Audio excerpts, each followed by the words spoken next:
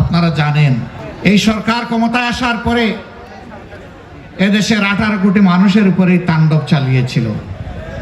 শুরু করেছিল জামাতে ইসলামীকে দিয়ে, শুরু করেছে নেতৃবৃন্দের বিরুদ্ধে মিথ্যা মামলা দিয়ে, বন্দী করে, বিচারের নামে তামসা করে হত্যা করার মধ্য দিয়ে, আর শেষ করেছে জামাতে ইসলামীকে নিষিদ্ধ ঘোষণা করে। আজকে বাংলাদেশের জনগণের অন্তর থেকে কে নিষিদ্ধ হয়েছে? কে? জুড়ে বলেন। এখন তো আর বাপ বেটা দুপুর বেলায় একই টেবিলে বসে খাবার খাচ্ছে, সেখান থেকে তাদেরকে ধরে নিয়ে বলেছে তারা রাষ্ট্রের বিরুদ্ধে ষড়যন্ত্র করছিল। সেই আশঙ্কা এখন তো নেই। তাহলে গলা ঝেড়েই বলুন, এরা কারা? এরা ফ্যাসিস্ট। সম্মানিত ভাইয়েরা, ফ্যাসিবাদীদের পতন হয়েছে, কিন্তু ফ্যাসিবাদ এখনো বিদায় নেয় নাই।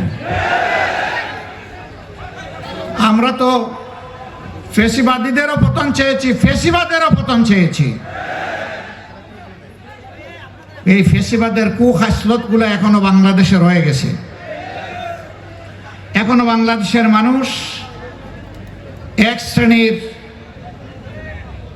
রাজনৈতিক কর্মী নামের যারা কলঙ্ক, তাদের হাতে এখনো নির্যাতিত হচ্ছে। রাস্তাঘাটে, ফুটপাতে, ব্যবসা প্রতিষ্ঠানে, মিল ফ্যাক্টরি, ইন্ডাস্ট্রিতে, পরিবহন সেক্টরে, সর্বত্র তারা ভয়াবহ চাঁদাবাজের তাণ্ডবে তারা অতিষ্ঠ।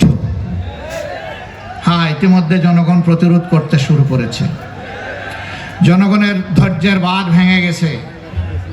আমরা এই সংগ্রামী জনগণকে অভিনন্দন জানাই এবং আশ্বস্ত করি, চাঁদাবাজ দখলদারদের বিরুদ্ধে আমরা একসাথে এগিয়ে যাব ইনশাআল্লাহ। দৈনিক আজকের বাংলা .net